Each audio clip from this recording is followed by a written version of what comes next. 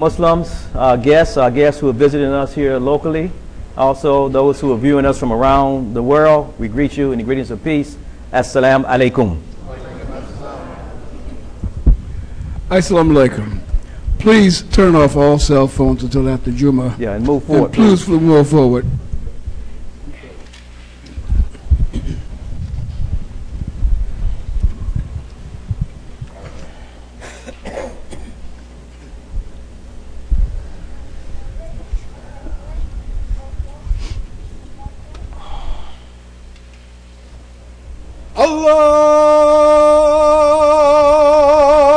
Allahu Akbar,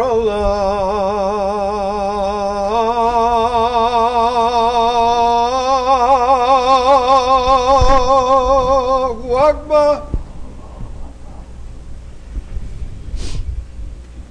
Allahu Akbar,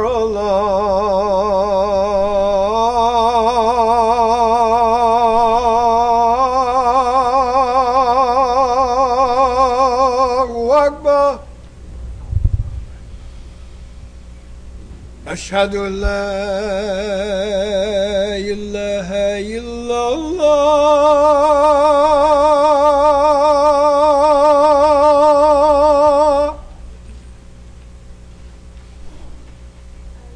أشهد أن لا إله إلا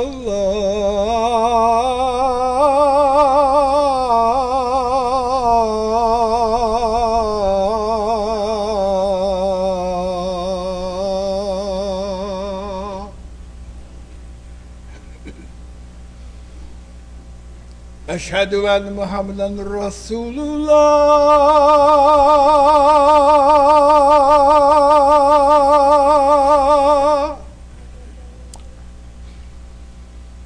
أشهد أن محمدا رسول الله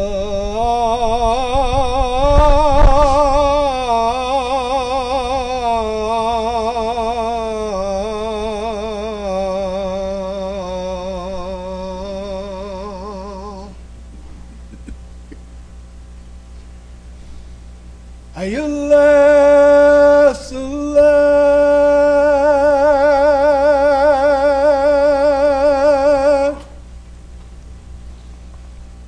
Hayallah Salah.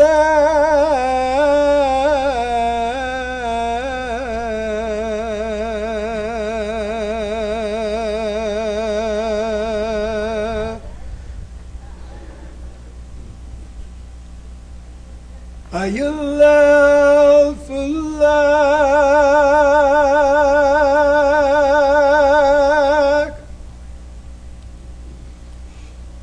Hayallah Falah.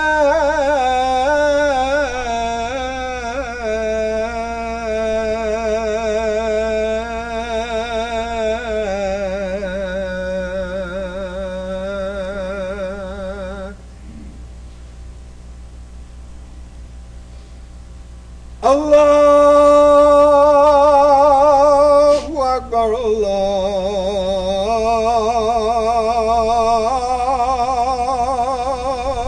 Akbar. La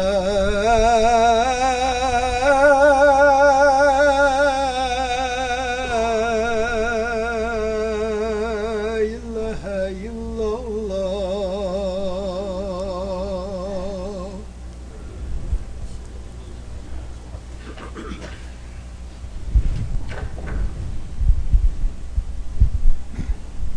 Bismillahirrahmanirrahim. Alhamdulillahi Rabbil Alameen. Huwa alladhi khalaqa al-insana min teen wa ukhrijahu min adh-dhulumatin ila an-nur. Fanahmaduhu wa nasta'inuhu wa nastaghfiruhu. Nu'minu bihi wa natawakkalu alayhi. Na'udhu billahi min shururi anfusina wa sayyi'ati a'malina. May yahdihu Allah fala mudilla lahu wa may yudlil fala hadiya lahu. Asyhadu an la ilaha illallah wahdahu la syarika lah, lahul mulk wa lahul hamd wa huwa ala kulli syai'in qadir. Wa asyhadu anna Muhammadan abduhu wa rasuluhu sallallahu alaihi wa ala alihi wa sahbihi ajma'in.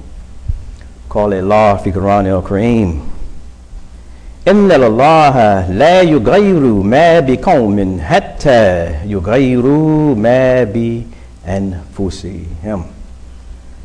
Wa aidan fi Quran al-Kareem, Dhalika bi anna Allah lam yaku mughayyira ni'mata an'ammaha ala qawmin hatta yughayyiru ma bi anfusihim. Wa anna Allah sami'u alim. With the Lord's name, the merciful benefactor, the merciful redeemer, we give all praise, we give all thanks to Almighty God, Allah, who is our Hayyu, who is the living, whose life is without need, but there is no life without a need in Him. He is self-subsisting. He doesn't eat, He's not fed, but He feeds all. He's free from not only substance, He's free from change, He's free from rest, He's free from all limitations of time and of space.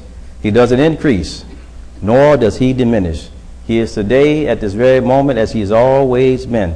And though He lets us know that He is Akbar, He is greater, He's more important, He's bigger than anything and everything, He wants us to know that He cares for every single little living thing, especially His human creation. So we thank Allah. We give Him the complete and perfect praise. We thank Him. We thank Him for our presence. We thank Him for our life. We ask Him to guide our minds. We ask Him to guide our tongues so that we please what He has created us for. That we say He sometimes, but we need to understand that Allah is not a male and Allah is not a female. But we know we use the term He in this society to show what is more dominant. So we thank Allah, we praise Him often as our Lord. We know that Scripture says that we have to have faith. We have faith in Bil Ghaib, in Allah unseen. And we also have in previous Scripture, it's consistent though, He said that, attributed to Isa ibn Maryam, alayhi salam, He says that if you have the faith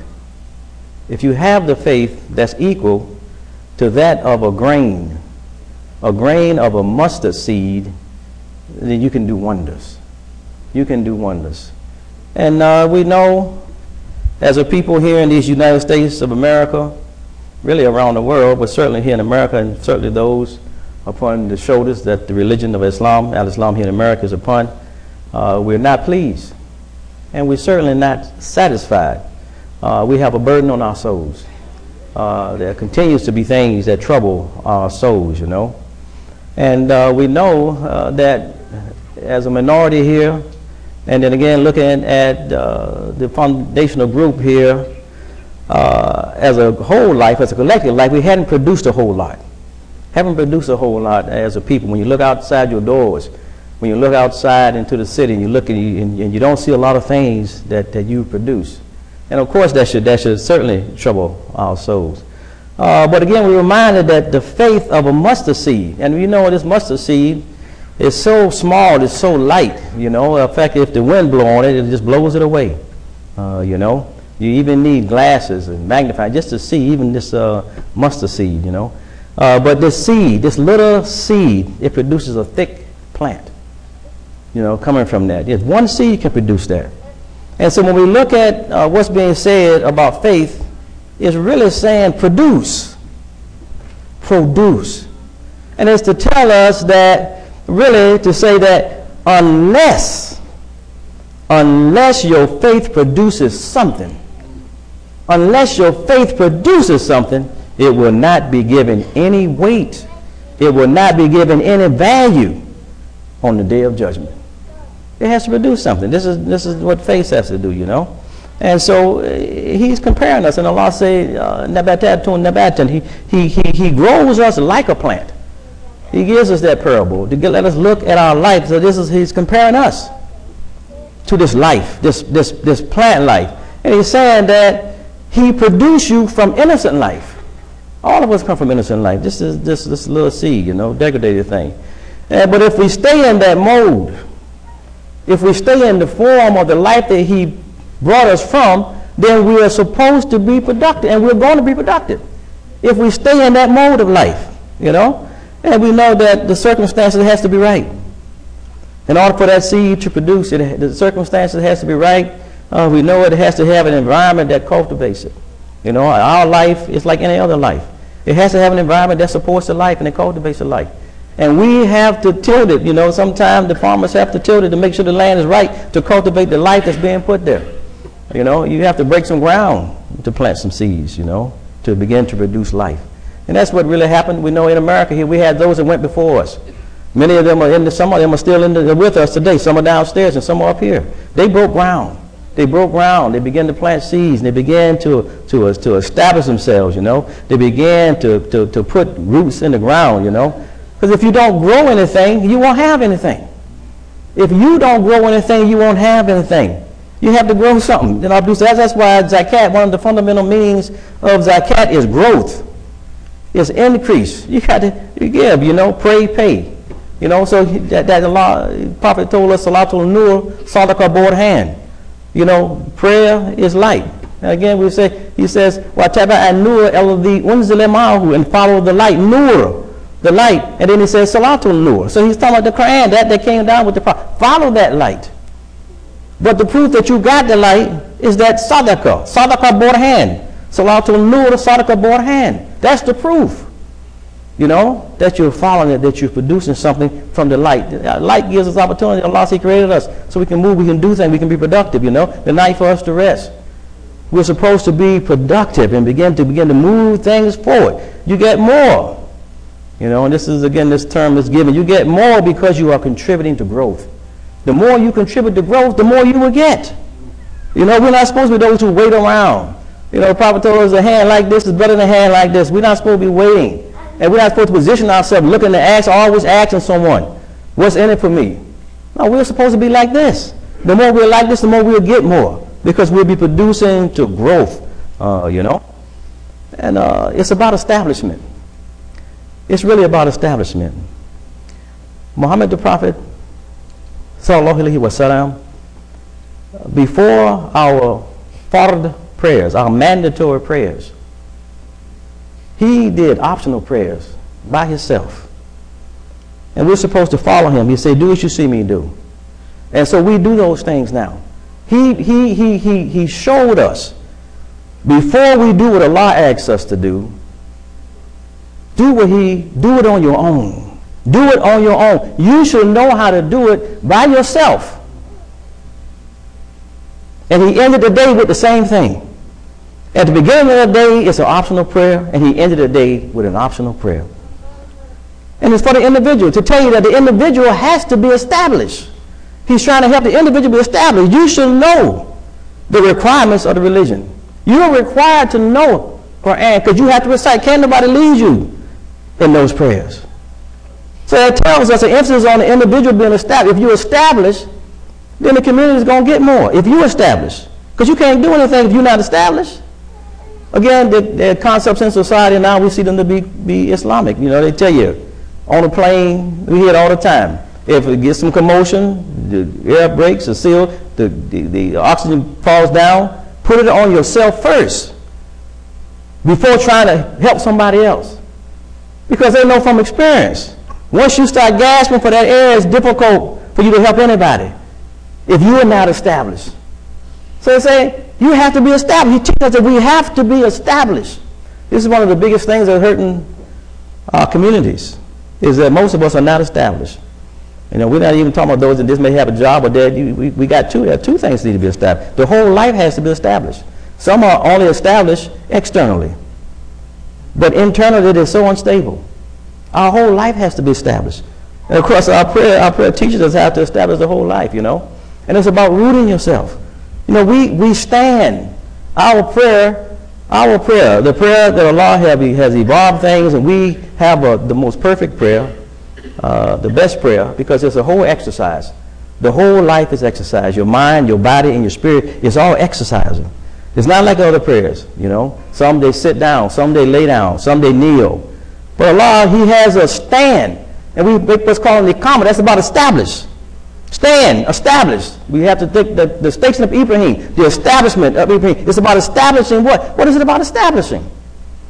Rooting yourself. Taking a stand. And we know, again, under the bottom of the feet, when you're standing, they call it the soul. S-O-L-E. But that's just a play on S-O-U-L, because you cannot stand on an S-O-L-E if you don't have an S-O-U-L. So Allah is telling you the main place that you have to establish your life is in your soul. In your soul. So he says, إِنَّ اللَّهَ لَا يُغَيِّرُ مَا بِكُمْ حَتَّى يُغَيِّرُ مَا بِأَنفُسِهِمْ. That He won't change your condition. He won't change what's bothering you. This is until you change in your soul. This is abstract. This is not the concrete. You know, it's the internal, the invisible, that influences the visible. You see? So it's about establishing this life. You know, and when life begins to take root, if we understand how life is, and looking at the parable that Allah has given us about a plant, for life to take root, you know, certainly if you love and appreciate what Allah has deposited in us, and even in the small person, you know, the person that's seemingly worthless, you know, as we see some people, they're rejected. And we see even in this society, you know, they say 1% of the wealth in the country, they control, you know, a significant part of the population. They don't care about those who are considered insignificant. You know, small, worthless people. Just like the sea. Seas sometimes they seem to be worthless. These small things. So Allah wants us to look at this example, you know, and they're called stones sometimes, some seas, you know. Allah, He says that just like that plant, He says He is creating people. He grows us like a plant. He is creating people, you know. And the creation of anything from the beginning, it really don't look very beautiful. When we look at some things, it don't really look very pretty, you know, in terms of how things start out, you see. But Allah wants us to look at the world, to look at history, because we are part of history. We're in history, we're making history. He wants us to look back and look at how things, and also come to an appreciation based on what we've seen. You know, he always says, well, ethkaru, you remember, you know, to think about, look at, when he did such and such, he did these things, to think about that, you know. But don't show appreciation for these things with just words. He wants us to show appreciation with our works, you know. He wants us to show what works, want us to live and begin to move things. You know, we know in the science of physics or whatever, if you take and push on something all day, you can push and push and push and push and push. But if you haven't moved it, it says you hadn't done no work. The formula says you haven't done no work. Because you haven't moved anything. You haven't done anything. So it's about making things move forward, you know, producing life, growth. You know, this plant, what it does is it wants to take a stand, like Allah teaches us to stand. But it has to establish itself. And the first thing that the seed does, before it goes up, it begins to get footed, begin to get rooted. And if it wants to grow, it has to grow deep. And the science tells us now that if the growth for a tree is 30 feet, they say that it has to go down 10 feet. And they say for every 30 feet, it has to go another 10 feet, just to make sure that it's established. And the higher. And this is a sign for us. The higher you want to go, the deeper you have to go down. You see? And that's one of the signs in our salat. You know, we go from the top position, we go down as low as we can go. We go as low as we can go. You see? And we are saying Allahu Akbar the whole time, you know. So it's about establishing productivity. You know, and they give us this, and it elevates us. And that's one of the plays on this flying carpet they have in the society that elevates. You know, this is what that does for you. You know, and so Allah is telling us that here we are, human beings. We all say we want to go to heaven. We all say we want to go to heaven. We want to go to this garden of paradise, and we don't have anything going down. You ask for something, but you're not doing anything to facilitate the life that you want. We have to go down. You know, one of the things that we're showing, when I say we, I'm speaking about grassroots. The Muslims, we built our houses of worship right in the community, all across America. And we know that some of our migrant brothers and sisters, when they came, they were just thinking about being private, not being disturbed, and they went out. And it was difficult for them to connect. And they kind of like unintentionally, unconsciously, kind of like self-isolated. But we put the house of worship right in the middle, like right around here, you know, predominantly non-Muslims. And that means that we want life, and we had to begin to connect with this environment if we wanted to continue to go up. And that's what's been happening all across America. But we want to do more. You got to do more, because the higher you want to go, the more you got to go out. You got to continue to go out and establish yourself. Otherwise, you won't grow very high. If you just stay in that same area and you don't plan anything, don't work for anything, you can't go with so far. And they talk about grassroots movements. You know, and they talk about your relevance. You don't have any relevance if you haven't connected with life. You know, politicians say it all the time, you know. How can you help me? Do you have any movements? They look at your base. They want to see how broad is your base. How far did you go out? What is your base? Because they know that's what's going to give the support. If you have a strong base, then that's going to support any kind of establishment. This is the message for us, you know, in the life. So this is the time of year, right now, this is the last Jumah of this 2017. And we know we're getting ready to go into 2018. 2017, we're going to 2017. And so people start looking. They start looking at the year that passed. Start looking forward to the year that's coming. Some are planning. Individuals are planning. Some are writing down what they want to achieve. Some are doing what they may call resolutions. Businesses have met and getting ready to meet, you know, to review the strategic planning for the year, etc. Now looking forward and looking back and looking at what did they achieve, what did they accomplish, how can we do things better. And it's time that people are looking to see what we can change. So Allah gives us these two. He says that the first one, he says he won't change the condition. What's bothering you? Mad bikum. Mad bikum means something is bothering you, your condition. You're not satisfied. You're not comfortable. It's not good. And you want it to be changed. And he said he won't change it unless you change first. The other formula, he says, ذَلَكَ بِأَنَّ اللَّهَ Lam yaku mugayra ni'amata. Now we hear the word ni'amah in this next formula. He said that's because Allah won't change the ni'amah and amaha, the blessing, the favor that He have graced you with. So that's to say that alakom hatta yugayru ma bi anfus. He won't change that condition. So you got two. One is not favorable, but he's talking on this second ayat about a favorable condition. And of course, the word ni'amah, we know we say this word often in our Fatiha. You see, Siratul Mustaqim. You see, and Amta Ali, you know, Siratul Al-Ladina and Amta, that you have favored, the path, the way that you have favored, which means that the favor was lost and He's restoring it. You know, He's restoring the favor. So He's saying that if you have a favorable, He's not going to change that. He's not going to bother that unless you do something to make it unfavorable. Allah continues to progress that, sustain that, if you're on that path. And then the other, He's saying that if it's a situation where you have changed it and now your condition is something that you want it to be changed, that He won't change that unless you take steps to do that within your soul, So these are two conditions, but He's letting us know that He put it back on you. You can't blame Him. He said, don't blame Him. He said, it's on you. He says that everybody has their fate. He said it's tied around their neck. And it's actually it's ta'irahu, you know. It's also like a ta'ira is also a bird, a ta'ir, mutara, airport. This thing like it's hover. Your decisions, they above the neck, they hover, you know, and you're thinking it's abstract. Decisions that you're making. I can't grab them with my hands, they're abstract. But there are things you make. You have this choice. You have this. He said your fate is tied around your neck, and so He takes these ayahs and puts them to choice. You have a choice. It can't change. Things don't have to stay the way they are.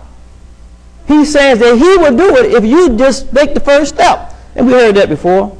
You take one, Allah takes 10. Not just towards you, but He also takes 10 clear out the way of anything that would have stopped you. You see, where things are opened up to you that He've already opened up. You didn't even know it was there until you got there. You see? But He's saying you have to want to do that. You should want to change. You should want this. So that's where things start with Him. And He gives us, we don't have a lot of time. Sometimes we take time for granted. You know? So Allah gives us the Surah Asa. Wal Asa. You know, time, concerning time, the measurement of time. You know, we live in tents. I'm not talking about T-E-N-T-S, tents, but I'm talking about tense. T-E-N-S-E.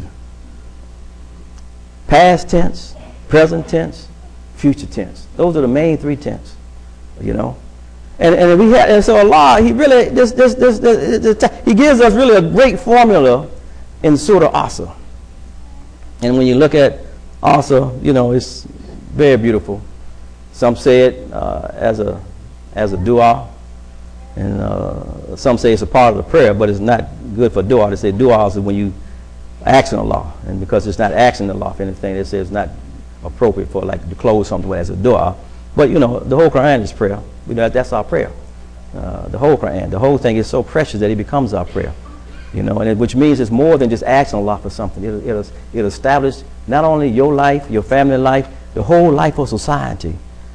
That's what the Quran can do. You know, that prayer, that's the value of our prayer, and that's what makes possible success in any of those levels. Our prayer makes things possible. You know, we see what it did from the life of Muhammad sallallahu alaihi wasallam during his time. You know, what it did to progress science and technology, etc. You know, they take them from being a backwards people, ignorant people, Jahiliyyah times, you know, to being the foremost contributors to advancement in the world. That Quran ushered that in, you know. That's how valuable that Quran is. And Allah is just telling us that it does the same for us if we understand it. We need to see it more than just a storybook, just a book of stories, just something that we should recite with eloquence. No, He said it causes advancement in your life. Just as society has reached a destiny, you have a destiny too. He said everybody has their fate. They're tied around their own neck.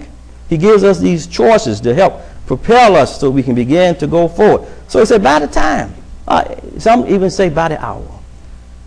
Really, we say tenths, they go by just like that. Tenths of a second. You know, I started Jumah in the past. It's the past now. You see, the present don't last long. I'm moving towards the future to us to get finished. When I get finished, that's in the future. Finishing is in the future. But look how fast the present goes so quick. It don't last long. Allah is really telling us that the two most important tenths are the past and the future. You see? The past is for us to benefit from, to learn from. And he let things happen. And he tells us to look at it so we can learn from that. And it'll help us be better. And we're moving towards the future because it happens just that fast. In the present, it just flees. It flees. You know? I just said something, and what I just said went in the past. You can't get it back. We can't go back and restart Jumah at that time. That time is gone. The clock is moving forward. Going to the present. The hands are always moving to the present. Allah is telling us how we should be focused. And in the Surah Ikhlas, the purity that we call the purity, also means the conclusion. And we know, the Arabs know, you say khalas, that means it's over. If you're bargaining and they say khalas, that's the end of the bargaining. No more bargaining or no more conversation, that's the end. We're supposed to be focused on the end, the concluding of things. That should drive us. That's why I say don't just believe in Allah, but you also have to believe in what's coming. You know, people say they believe in, a lot of people say they believe in God, but they don't believe in the consequences though. That they're going to be accountable. So he said believe in Allah, but also akhirah, what's to come. So we're focused on that. And thinking about what we're doing right now, what we're sending forth to affect the present tense, that we're moving to every tense. And tense is saying that is also saying that things are going to be tense. You know, when you look at asa, you have to kind of strain. It's to strain the throat. It's an ayn. You know, asa. You know, to tell us really that it's going to be difficult. Time. You know, trying to strive back to your Lord is going to be difficult. He says, we created with toil and struggle. You know, so this is a play on that too. It's just asa, you know. And if I wanna, and asa is a common Arabic word you get from that word asir. Asir tufah, that's an apple juice. Asir botakal, that's orange juice. But you know, you have to put touch, you have to put to get the juice out. And that's how it is. And asa is the middle prayer too. You know, and it flees. And that's at the time the sun. It seems like it goes so fast. You know, once it get there, then it's in the day is gone, and you're trying to get things done. You're struggling. The light is going down, and you want to get things done in the light while the light is up, because the night is made for rest. So he said, this is how life is. Well, I want us to focus on these things and begin to make the change now, because you don't know the future. How much time you have, we don't know. Somebody here today perhaps won't be here next Friday. That has happened. We know somewhere that there's someone at Jumah that's their last Jumah. It's a reality, you know, and we take for granted that it could be our last. We don't think that I'll be here next Jumah. We think that, you know. No, but I want us to be future oriented and prepare our life now, and don't be worried and concerned about the other things that are happening, as long as you're working for the betterment of humanity.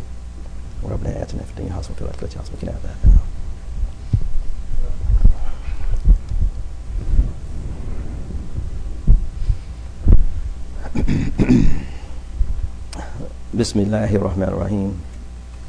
Wa salatu wa salam ala Rasulihi Kareem Muhammad sallallahu alayhi wa sallam. As we get ready to conclude this second portion, we want to take our attention to a verse in the Quran really associated with the battle of Uhud. Allah always tries to help us. And so we'll do English real quick to save time. He says, then after grief, he sent down security for you. And of course, many of you know the history of Battle of Uhud. If you don't know, this is the one where they disobeyed the Prophet. And they were winning. They were winning. But after they disobeyed the Prophet, because of what they saw, they thought that it was null and void what he said. Because they were winning so well, they disobeyed and they didn't do what he said, and then they ended up losing. And also the Prophet was hurt also in this same battle of Uhud. So Allah sent this ayah right here. And so it says, then after grief, he sent down security for you, a sleep which overtook some, while others lay troubled on their own account, moved by wrong suspicions of Allah, the suspicion of ignorance. They said, have we any part in this cause? Say, the cause belongs wholly to Allah. They hid within themselves a thought which they reveal not to you, saying, had we had any part in the cause, we should not have been slain here. Say, if you were in your houses, those appointed to be slain would have gone forth to the places where they were to lie. And this had been in order that Allah might try what is in your breast and prove what is in your hearts. Allah is aware of what is hidden in the breast. So they say, it's a saying that says,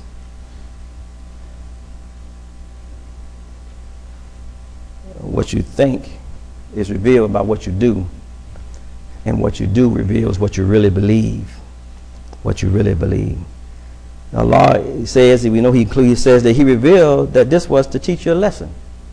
What happened was to teach you a lesson. And He said, don't grieve over what has passed you by. Don't sit there worrying about it, complaining about it, thinking about it. Keep the discipline that the Prophet sallallahu alaihi wasallam had gave you.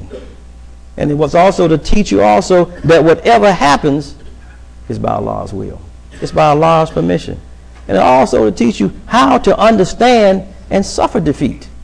You know, if you must be defeated, you know, in battle, they won. You know, so you think when you start winning, you begin to think that life is all winning. But life is not all winning. You know, you are not going to win every battle. But that don't necessarily mean you're going to lose the war. And as they did, they lost that battle, but they didn't lose the war. These are lessons that are coming from Allah to teach us. And again, so here they were saying, if. They use this term, if.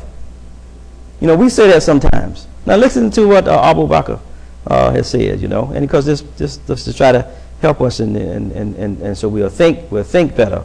You have a right cognition. We Muslims, we know we're supposed to be believers, mu'min, believers in Allah. You know, and we're supposed to always recognize that Allah has a hand in everything. Allah, He's never absent, you know.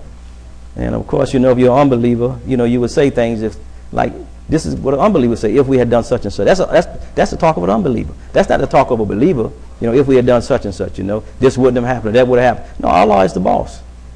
He said, don't nothing happen unless He permit it. Let's see what He the one, He controls everything, you know. It's the inshallah I'll be ithnillah. It's one of those things that are taking place, you know. So He says some Muslims, even after that, they were able to still to sleep with peace. Even after having suffered such a defeat. What is it? The unbelievers, they stayed awake. And they're thinking and they questioning and trying to interpret what Allah intended, these kind of things. You know. But the others, you know, just was able to rest. And then again you got the opposition. What happened? You know, trying to get the mind to understand. You know. But the believer, he surrenders. He surrenders and seeks to learn from what happened so he can go forward. to serve and make sure we have a better future. Listen to what Abu Hurairah said. He said, a strong believer is better and more loved by Allah than a weak one. Out of all good things, desire that which is of most benefit to you. Keep asking Allah for help and do not give up. Should you be afflicted in any way, don't say, if I only had done this or that thing, things would have turned out so and so. But say only, Allah so determined, and it is as He wills. The phrase, if only, opens the gate of evil conduct. So we know life is full of situations. All of us are involved in situations, you know. And many of them, again, because the past comes so quick, they end up things in the past. So how are we remembering? How are we remembering these things? What are we saying in our minds, you know? Yeah, if you know you're feeling bad, you know, make prayer. If you still feel bad, then you have to evaluate, what are you thinking? Is your mind on track? Are you coming to the right conclusions? Because you can't change it. Once it happens, it's happened.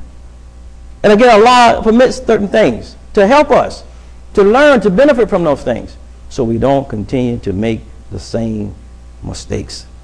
As we go forth in this year that's coming before us, we want to keep in mind, again, we talked about life and how Allah grows life. All life, when we look at even early life, it was evolving and giving more. We came out of what came before us. You know, we're a product of what came before us. All life was just coming and giving, you know. We know trees, they support all kinds of life, different things that they do, you know, homes, cushion, food. You can do this, you know. And again, we just coming out of the season now where some of the trees are bare. And even in that, even before they die, and we love to say this, and we love to look at it, they just turn so beautiful. They turn orange and reddish and just beautiful, and y'all just get so beautiful. Just to say, I'm going to give you my best. Even before death, they'll give you the best. I mean, they tell us, this is a creation speaking, and this is a communication to us again. Again, this universe, this one communication, one verse. Again, universe soul, to our S-O-U-L, one message to the human soul. If you have a soul, you should be able to read these messages, you know, and speaking to us. And, you know, God hasn't created life. This is the message. He hasn't created life to live selfishly. We shouldn't be selfish, you know. But Allah has created life to give unselfishly, to be charitable. You know, they've designed even the language, you know, live. You know, it's no accident that the I-V-E in live is the same thing in give. You know, in the evolution of language. If you want to live, then give. You cannot live if you don't give. Allah put in your very nature that you have to give. What we breathe off, we have to give. What we give out of our body, we excrete. You know, that we have to. We can't hold that in. We can't keep it in. We can't just suck in oxygen and don't give off carbon dioxide. We can't do that. We have to give if we want to live. These are just messages coming from he said there are signs outside of you and in you. And it's ayats. That's communication. So we're supposed to be looking at these things, thinking about these things, you know. So these are not accidents. But don't be selfish. Give. Live more for than just yourself. Because you didn't come here in a vacuum. Someone was there for you. You wouldn't have made it. Someone, you was attached to somebody. So they tell you have to live for more than just yourself. And then Allah said if you live for more than just yourself, you will really find life. That's where you find life. You know, people are, they say the people that really have life, that are able to express life and appreciate life, are those who live for more than just themselves. You know, those who just think about themselves, they're more miserable than those who share and give and give. When you want to live, give. ربنا آتنا في الدنيا حسنة وفي الآخرة حسنة وقنا عذاب النار ربنا لا تزغ قلوبنا بعد إذ هديتنا وهب لنا من لدنك رحمة إنك أنت الوهاب آمين. Come to Islam. Allahu Akbar, Allahu Akbar. Ashhadu an la ilaha illallah. Ashhadu anna Muhammadan Rasulullah. Hayya ala salat, hayya ala falah. Qad qamat as-salat, qad qamat as-salat. Allahu Akbar, Allahu Akbar. لا إله إلا الله.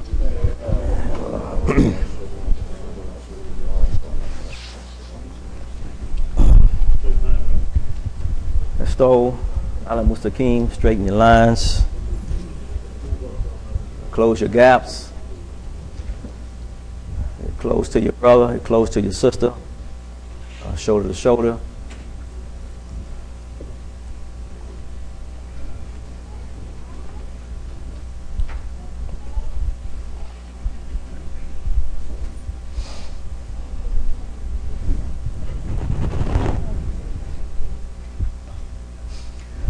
Allahu Akbar.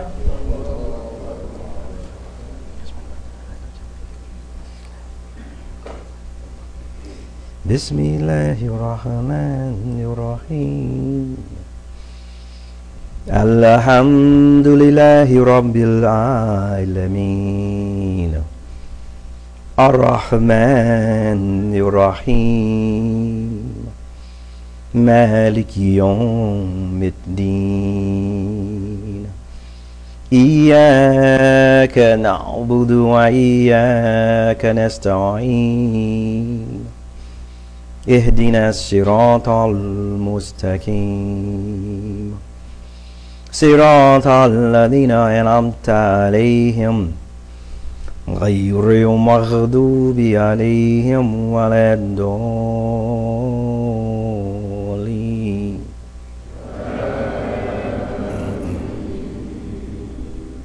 والضحى والليل إذا سجى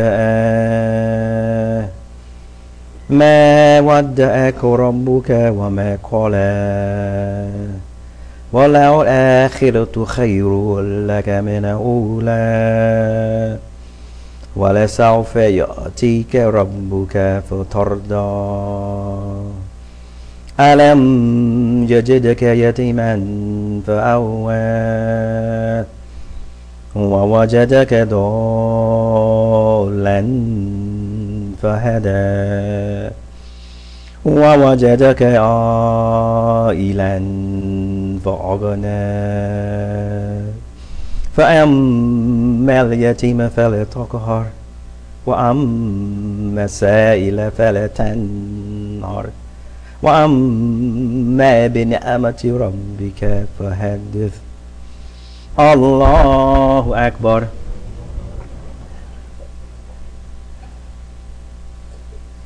سمع الله لمن حمده.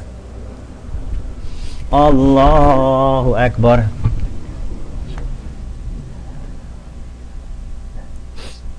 الله أكبر.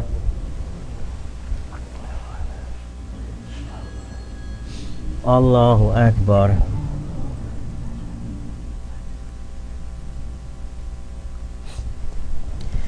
الله أكبر. بسم الله الرحمن الرحيم. الحمد لله رب العالمين الرحمن الرحيم مالك يوم الدين إياك نعبد وإياك نستعين اهدنا الصراط المستقيم صراط الذين أنعمت عليهم غير المغضوب عليهم ولا الضالين.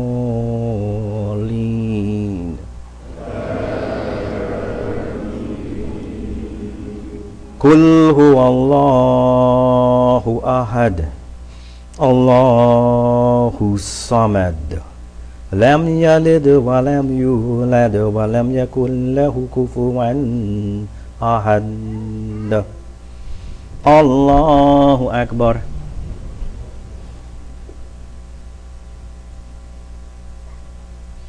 سمع الله لمن حمده.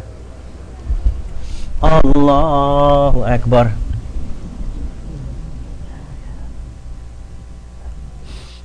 الله أكبر.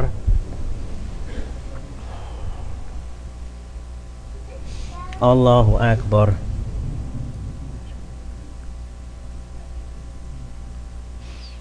Allahu Akbar.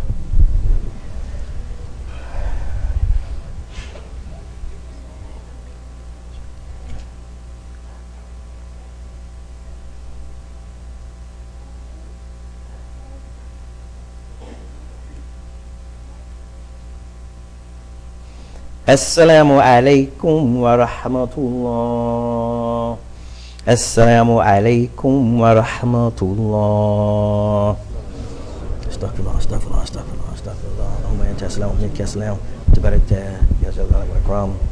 Rabbana zalamna anfusana wa in lam taghfir lana wa tarhamna wa takunna min al-qawmi khasirin. Al-Fatiha. Bismillahir rahmanir rahim. Alhamdulillahi Rabbil Alameen. Ar-Rahmanir Rahim. Maliki Yawmiddin.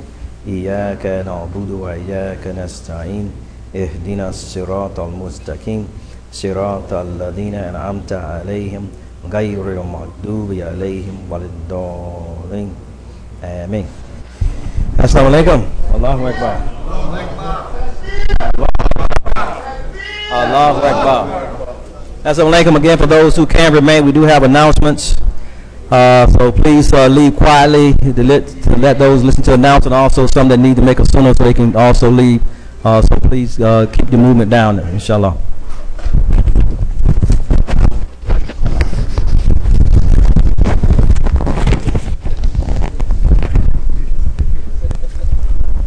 Assalamu alaikum. Jumah Mubarak. Once again, we welcome Imam Shareef back and thank him for that outstanding khutbah, teaching us how to live by giving. Before you leave, don't forget to drop something in the charity box, inshallah.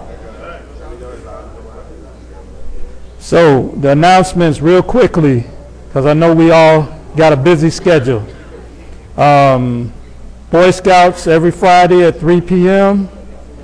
On Saturday, weather permitting, there'll be a flea market in the at the masjid parking lot. Arabic class, do a conference call, intermediate Arabic class, see Brother Rasul Salim. On Sunday, the Shahada 101 course at 9 a.m. At 9:45, the weekend youth program at 10 a.m. via a telephone conference call, Study Al-Islam with one of our scholars from 10 a.m. to 10:30. And at 11 a.m. to 12:30 in the social hall, beginners Arabic class. Every Monday through Thursday, we have the Halal Seniors Feeding called the Kibar Nutrition Site down in the social hall. Every Thursday after Maghrib on Monday and Thursday after Maghrib, there's a iftar. All are welcome. And every day, Fajr prayer here at the masjid between 6 a.m. and 6:30 a.m. Computer training classes take place every Saturday at 1 to 3.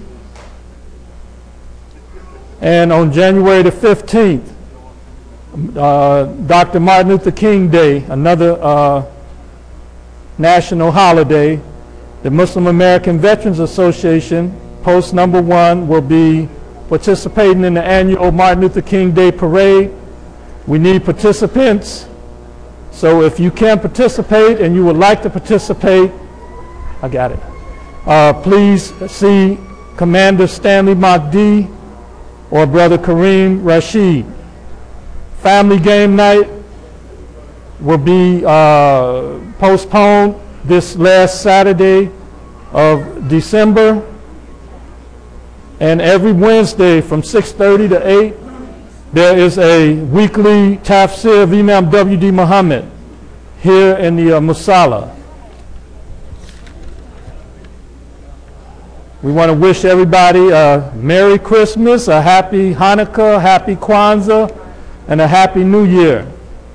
And there is a video out from the Muslims that you can see that's wishing all our fellow Americans and everyone around the world from the Muslims these greetings. There are community calendars for 2018 downstairs that help the masjid with its fundraising efforts for expansion in 2018. So if you don't have your calendars, get one. Also buy some and give them as a gift to other people, your family and co-workers and other people you know. The SHARE program has been very successful, and it takes place every month around 7 a.m. and they're asking for anybody who can to give $22 a month, which will help supply a family in need with food and necessities that they otherwise wouldn't have. There's a program called Walk with a Doc, which Masjid Muhammad is a part of, the Ward 5 Health Coalition, and it takes place every first Saturday of the month at the National Arboretum at 3501 New York Avenue. All participants meet at 9 a.m. at the Visitor Center, and it's free and open to all. We have Muslim-produced True laundry detergent outside. If the brother's out there vending, it's called True Laundry Detergent. Make sure you get some for you and your family. And the community garden will be coming up in the spring. See Brother Mariam Mukmin Hill or Sister Phyllis Kashif to be involved with growing the plants or the food for this year, for next year, 2018. And keep in our prayers and visit our believers that we know that are sick and shut in. There's a list of them here. So make sure we keep them in our du'as, and if we can, visit them in the hospitals or wherever they may be in their home, etc. One more announcement.